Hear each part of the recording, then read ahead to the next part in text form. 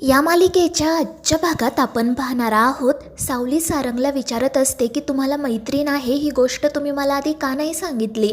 आणि ते ऐकून सारंग हसतच म्हणतो की अगं सावली, माझी मैत्रीण म्हणजे तू, तुझ्याशिवाय मला दुसरी कोणीही मैत्रीण नाही आहे. आणि हे ऐकून सावलीच्या तर अगदी जीवात जीव येतो. आणि मग त्यानंतर सारंग तिला म्हणू लागतो की अगं तुझ्याकडूनच मी अवघड गोष्टी सोप्या कशा करायच्या हे शिकलो, आणि तुझ्याकडूनच सोप्या गोष्टींचा जास्त विचार करून त्या अवघड कशा करायच्या हेही शिकलो. त्यामुळे आता तू जास्त विचार करू नको, झोपून घे. आणि त्यावर सावली ही हो म्हणते.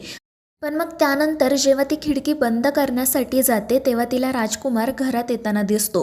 तो खूप दारू प्यायलेला असतो, त्याला नीट चालताही येत नसतं. आणि त्याची ती अवस्था बघून सावलीला तर मोठा धक्काच बसतो. ती सारंगला त्याबाबत सांगायला जाते, परंतु सारंग तेवढ्या वेळात झोपी गेलेला असतो.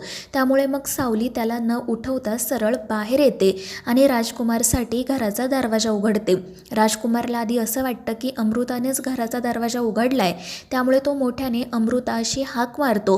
पण सावलीला बघून तो चिडतो आणि तिला विचारू लागतो की तू कशासाठी दरवाजा उघडला, अमृता कुठे गेली आहे. त्यावेळी सावली त्याला सांगते की वहिनी दमल्या आहेत, त्यामुळे त्या लवकर झोपी गेल्या, त्यांनीच मला दरवाजा उघडायला सांगितलं होतं. पण ते ऐकून राजकुमार रागातच म्हणतो की अशी कशी दमली ती, असं काय काम करते घरात बसून. आणि त्याचं असं बोलणं ऐकून सावली म्हणू लागते की राजकुमार सर, तुम्ही दारू पिऊन आलात का. पण राजकुमार म्हणत असतो की मी काही दारू वगैरे पित नाही, उगाच काही बोलू नको. आणि मग तो पाणी पिण्यासाठी जातो, मात्र त्याला स्वतःच्या पायांवर नीट उभंही राहता येत नसतं, साधं ग्लासही पकडता येत नसतं. पण मग त्यानंतर तो म्हणू लागतो की हो, आलोय मी दारू पिऊन, आणि तीसुद्धा माझ्या पैशांची, तुझं काय जातंय ग. पण ते ऐकून सावली म्हणते की जर ही गोष्ट तिलोत्तमा मॅडमला कळली तर त्या खूप चिडतील. पण ते ऐकून राजकुमार हसतच म्हणतो की आई काही करणार नाहीये, आणि या घरात काही दारू पिऊन आलेला मी पहिलाच माणूस नाहीये. तुझा तो सारंग आहे ना, तो सुद्धा अशीच दारू पिऊन आला होता. आणि त्यावेळी आई काय म्हणाली माहिती का तुला, ती त्याला जवळ घेत म्हणाली की सारंग, काही हरकत नाही, तुला एका मुलीने फसवलं ना, ठीक आहे, तू दारू प्याला, त्यात तुझी काही चूक नाही. मात्र आता जर तिला कळलं ना की मी दारू पिऊन आलोय, तर मग ती लगेच माझ्यावर ओरडेल, कारण मी काही केलं तरी ते तिच्यासाठी चुकीचंच असतं. मला या घरात काही किंमतच नाही आहे, मी या रूपम कॉस्मेटिकचा मालक असूनसुद्धा मला कोणीही विचारत नाही. आणि त्याच्याशा बोलण्यामुळे सावलीला वाईटही वाटतं. पण मग ती राजकुमारला समजवण्याचा प्रयत्नही करू लागते, मात्र तो म्हणत असतो की हे बघ, तू मला अक्कल शिकवायची नाही, तुझ्यासारख्या खूप मुली बघितल्या मी, असे पैसे फेकले ना की 100 मुली माझ्या पुढे मागे करतात, तुला ती जुईली शर्मा माहिती आहे का. आणि ते ऐकून सावली आश्चर्यानेच त्याच्याकडे बघू लागते. पण त्या परिस्थितीमध्येही राजकुमारला कळतं की आपण काहीतरी चुकीचं बोलून गेलोय, त्यामुळे तो पटकन तोंडावर हात ठेवतो. आणि त्याच वेळी नेमकं सावलीचं त्याच्या मानेकडे लक्ष जातं. त्याच्या मानेवर लिपस्टिकचं निशाण असतं, आणि हे पाहून सावलीला धक्काच बसतो. पण मग राजकुमार पटकन ते निशाण लपवतो आणि त्याच्या रूममध्ये जाण्यासाठी निघतो. पण या सगळ्या गोष्टींमुळे सावलीची खात्री पटते की नक्कीच राजकुमारचं त्या जुईलीसोबत अफेअर सुरू आहे. आणि त्यातच तिने सकाळी जे काही बघितलेलं असतं ते सुद्धा आठवतं. त्यानंतर मग दुसऱ्या दिवशी सकाळी सावली अमृताला तिच्या खोलीमध्ये घेऊन जाते. अमृता तिला विचारत असते की सावली, काय झालं, काय बोलायचं आहे तुला. तर सावली म्हणत असते की वहिनी, मला तुम्हाला एक महत्त्वाची गोष्ट सांगायची आहे, आणि ती गोष्ट खरंच खूप महत्त्वाची आहे, कारण ती तुमच्या संदर्भात आहे. त्यामुळे अमृता हसून विचारते की सावली, काय झालं आहे. आणि मग सावली तिला सांगते की मी काल राजकुमार सरांना एका मुलीसोबत बघितलं.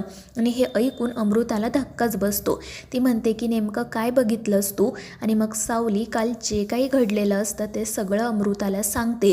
पण नेमकी त्यावेळी ती ऐश्वर्या दाराबाहेर येते आणि ती या दोघींचं बोलणं ऐकू लागते. आणि मग त्यानंतर सावली हे सुद्धा म्हणते की अमृता वहिनी, काल जेव्हा राजकुमार सर दारू पिऊन आले होते ना, तेव्हा त्यांनी जुईली नावाच्या एका मुलीचा उल्लेख केला. आणि हे ऐकून अमृता रडू लागते. पण तितक्यात ऐश्वर्या आतमध्ये येते आणि सावलीवर ओरडत म्हणते की मला आधीपासूनच माहिती होतं की तू हे घर उद्ध्वस्त करण्यासाठीच घरात आली आहे. तुला आता काय राजकुमार दादामध्ये आणि अमृता वहिनीमध्ये भांडण लावायचं आहे का, म्हणूनच तू हे सगळं काही करतेस ना. आणि ते ऐकून सावली म्हणते की ऐश्वर्या मॅडम, असं खरंच काही नाही आहे. पण ऐश्वर्या काही ऐकायला तयारच नसते. ती उगाच मोठा सीन क्रिएट करते, म्हणू लागते की खरं तर मॉम ना तुला साडी देऊन तुझा सत्कार करणार होत्या, पण तू इथे काय करतेस हे त्यांना आता कळायलाच हवं. आणि मग ती सावलीचा हात धरूनच तिला बाहेर घेऊन जाते. सावली तर खूपच घाबरते. तर अमृता ही पटकन डोळे पुसते आणि त्या दोघींच्या पाठोपाठ जाऊ लागते. तर दुसरीकडे घरातील इतर सगळेजण बिझनेसविषयी बोलत बसलेले असतात. काही प्रोडक्टचे सेल कमी झाल्यामुळे लॉस झालेला असतो आणि त्याचबद्दल तिलोत्तमा राजकुमारला विचारत असते. राजकुमारचं लक्ष मात्र मोबाईलमध्येच असतं, त्यामुळे तिलोत्तमा त्याच्यावर ओरडते. तर राजकुमार म्हणतो की हे बघ, क्वालिटी कंट्रोल सारंगकडे आहे, तू त्याला विचार.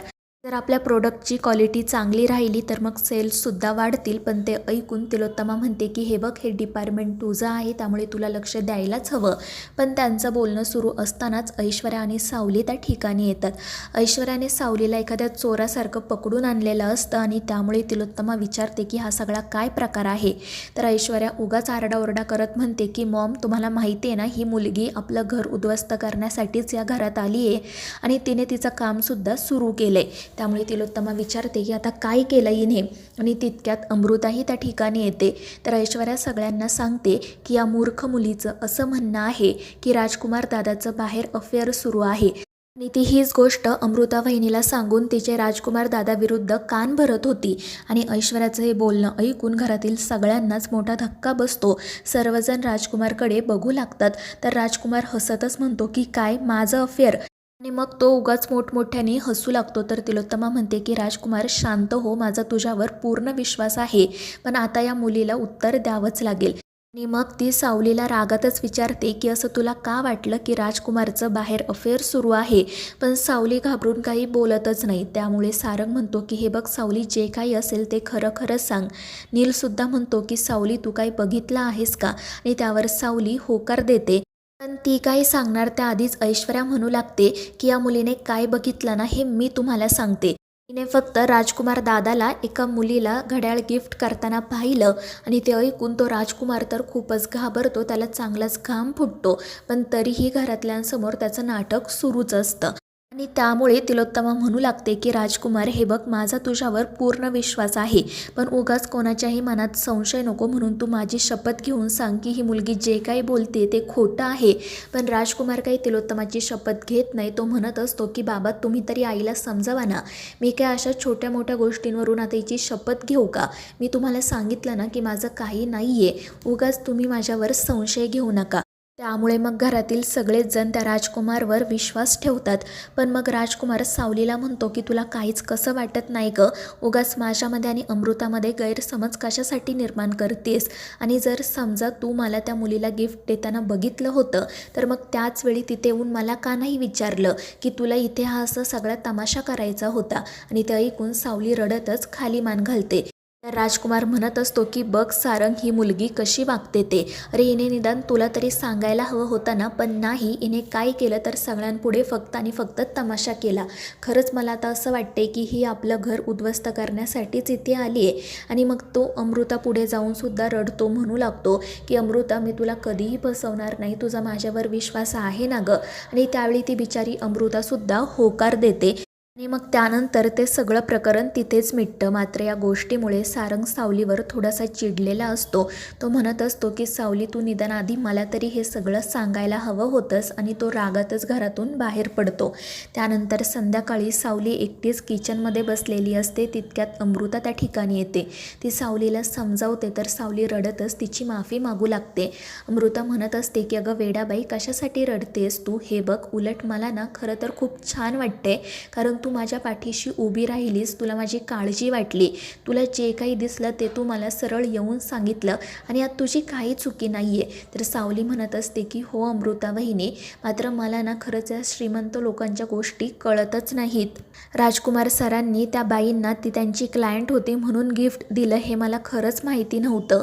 मला जे दिसलं ते मी तुम्हाला तुमच्या काळजीपोटी येऊन सांगितलं, मला माफ करा. आणि त्यावेळी अमृता हसून म्हणते की तुझी काही चुकी नाही आहे आणि मला खरं तर तू तुझी बाजू पटवून देण्याची सुद्धा गरज नाही आहे. आणि मग त्यानंतर ती सावलीला एक छान स्माईल करायला सांगते. त्यामुळे मग सावलीलाही हसू येतं आणि मग अमृता तिच्या कामासाठी जाते. सावलीला मात्र असंच वाटत असतं की तिच्याकडून खूप मोठी चूक झाली आहे, तिने उगाच राजकुमारवर संशय घेतलाय. त्यामुळे मग ती विठुरायासमोर उभी राहून त्याच्याकडे माफी मागते. तर मित्रांनो, या मालिकेच्या पुढील भागांच्या अपडेट्ससाठी आपल्या चॅनेलला सबस्क्राईब करा.